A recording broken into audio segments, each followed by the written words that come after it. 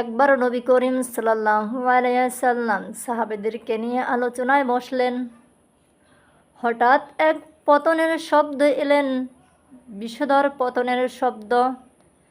তখন নবী করিম সাল্লাল্লাহু আলাইহি ওয়াসাল্লাম সাহাবাদেরকে জিজ্ঞেস করলেন, হে সাহাবীরা, তোমরা কি জানো এই পতনের শব্দর কিসের আওয়াজ? তখন সাহাবীরা বললেন, ইয়া রাসূলুল্লাহ, এটা আল্লাহ এবং তার রাসূল ভালো জানেন। তখন নবী করিম সাল্লাল্লাহু আলাইহি সাল্লাম বললেন, জাহান্নামের তলদেশে একটি পাথর পতনের শব্দ।